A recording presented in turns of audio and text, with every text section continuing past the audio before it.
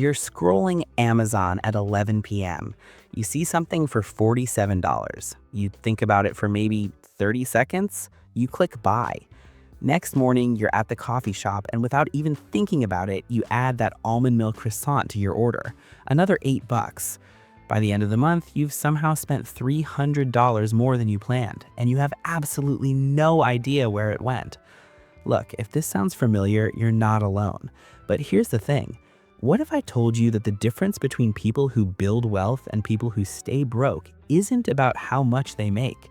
It's about a simple 90-day window that literally nobody talks about. My name is Rihan, and I spend way too much time thinking about why smart people make terrible money decisions. If you're someone who makes decent money but somehow never has enough saved, who's tired of feeling guilty about every purchase, or who's sick of financial advice that just tells you to stop buying lattes, make sure to hit that subscribe button and give this video a thumbs up if this helps you out. Here's what most people don't realize. The average American makes about 70 purchasing decisions every single day. 70. And according to research from the Journal of Consumer Research, we spend less than 3 seconds deciding on purchases under $50. 3 seconds to decide what to do with money you spend hours, sometimes days earning. Think about that for a second. You work 8 hours to make, let's say, $200 after taxes, but you'll spend that $200 in literally minutes without even thinking about it. That math is insane. And here's where it gets really frustrating. We've been taught completely backwards. We've been told to budget, to track every expense, to feel guilty about small purchases. But that's not actually how our brains work with money. That's not how wealthy people think about money, and it's definitely not sustainable. The 90-day rule explained. So let me introduce you to what I call the 90-day money rule. It's stupidly simple, but it completely changed how I think about every single dollar I spend. Here it is. Before you buy anything non-essential over $50, you wait 90 days. That's it. You add it to a list with today's date, and you wait 3 months. Now, you might be thinking, Rihan, that sounds absolutely miserable. I don't want to wait 3 months for everything I want. And look, I get it. I thought the same thing. But here's what nobody tells you about waiting 90 days. The magic isn't actually in the waiting. The magic is in what happens to your brain during those 90 days. See, there's this thing called hedonic adaptation. Basically, it means we get used to stuff really quickly. Researchers at Northwestern University found that the happiness boost from a new purchase typically lasts between 3 days and 3 weeks max. 3 weeks! You're still paying off your credit card 6 months later for something that stopped making you happy after 2 weeks.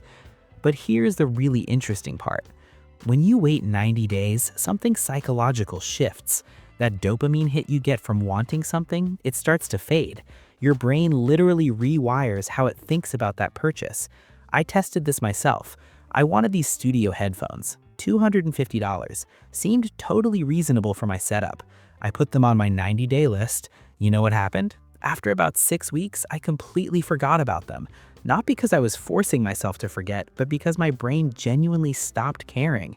The desire just evaporated. And then here's the kicker. When I looked at my list after 90 days, I actually bought maybe 30% of what I'd written down. 30%, which means I would have wasted money on 70% of the stuff I thought I absolutely needed. Let me show you what this looks like with actual numbers, because this is where people's minds get blown. Let's say you make $60,000 a year. That's about $50,000 after taxes, or roughly $4,200 a month. Average American spends about $2,000 on fixed expenses: rent, utilities, car payment, insurance, groceries. That leaves about $2,200 for everything else. Now track your spending for a month. Actually do this, I'm serious. Most people find they're spending between $400 and $800 monthly on completely random stuff they don't remember buying. Let's be conservative and say $500. If you implemented the 90-day rule and cut out even 70% of that unnecessary spending, which matches my experience, you're saving $350 a month. That's $4,200 a year. Over 10 years, just letting that sit in a basic index fund averaging 8% returns, that's $64,000. $64,000 from literally just waiting to buy stuff you were going to forget about anyway. But here's what most people don't realize. This isn't even the biggest benefit. The 90-day rule does something way more powerful than just saving money. It completely rewires how you think about spending. After about 3 months of doing this, something weird starts to happen.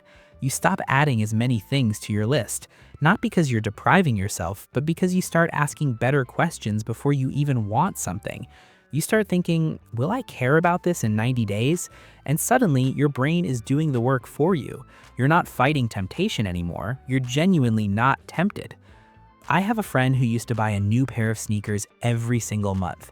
Every single month. He was spending like $150 to $200 monthly on shoes he didn't need.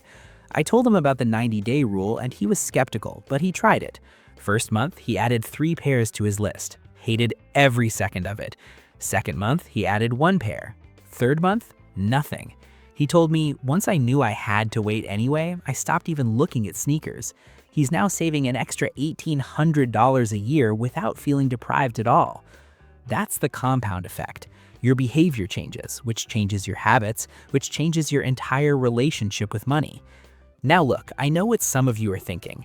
This sounds great for sneakers or whatever, but what about opportunities? What if something goes on sale and I miss it? Here's the thing. Sales are designed to make you feel that exact urgency. That's literally the entire marketing strategy. Create false scarcity so you don't think clearly. But here's a fact that might surprise you. According to retail analytics data, items go on sale on average every 8 to 12 weeks. Every 8 to 12 weeks. So if you wait 90 days, there's a really good chance it'll be on sale again anyway. And here's another objection I hear from people. What if I actually need something? Notice I said non-essential purchases over $50. If your car breaks down, obviously you fix your car. If you need winter boots and it's November, buy the boots. This isn't about being stupid with necessary purchases. This is about all the stuff we convince ourselves we need but absolutely don't. But here's where this gets really interesting, and this is what changed everything for me personally. The 90-day rule isn't actually about deprivation, it's about intentionality. It's about making sure that the things you buy actually align with the life you're trying to build. See, every dollar you spend is a vote for the life you want. When you spend $47 on random Amazon purchases at midnight, you're voting for immediate gratification over future freedom. When you wait 90 days and realize you don't actually want something, you're voting for intentionality over impulse. I spent years making decent money but always feeling broke, always wondering where it all went. And the shift wasn't about making more, it was about this. It was about creating space between wanting and buying. Because here's what nobody talks about. Financial freedom isn't about having $1 million, it's about having control. It's about not being controlled by every impulse, every ad, every limited time offer. The 90-day rule gave me that control back. Alright, so how do you actually do this? First, create your list. I use a simple note on my phone with 3 columns: item, price, and date added. That's it, nothing fancy. Second, set a recurring reminder for the first of every month to review your list. This is crucial. Don't just forget about the list. Actively look at it monthly. Third, when you review, be honest. If you still genuinely want something after 90 days and you can afford it without going into debt, buy it. This isn't about never buying anything, it's about making sure that you actually want what you're buying. Fourth, and this is important, track how much you're not spending. Keep a running total of items you decided not to buy. Watch that number grow. For me, seeing that I'd avoided spending $3,400 in 6 months was more motivating than any budget I'd ever created. And fifth, redirect some of that money immediately. Don't just let it sit in your checking account where you'll find something else to waste it on. Set up an automatic transfer of even $100 a month to savings or investments. Make the money disappear before you can spend it. Look, here's the reality. Nobody becomes wealthy by accident.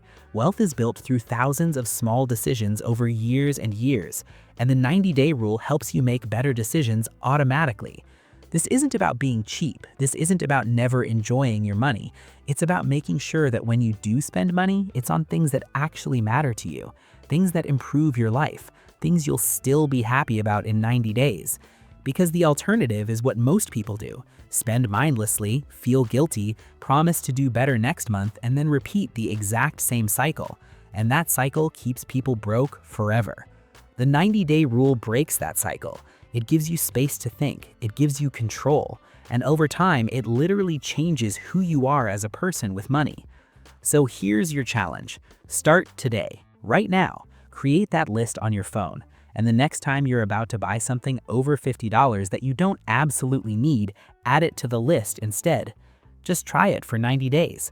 I'm willing to bet that 3 months from now, you'll have saved hundreds of dollars on stuff you would have completely forgotten about. And more importantly, you'll feel different about money. You'll feel more in control. That's what this is really about. Not rules, not deprivation, not guilt, just control over your own financial life. So if this helped you, hit that subscribe button because I'm going to keep making videos on stuff like this, the psychology behind money, the real strategies that actually work, and cutting through all the BS financial advice that keeps people stuck.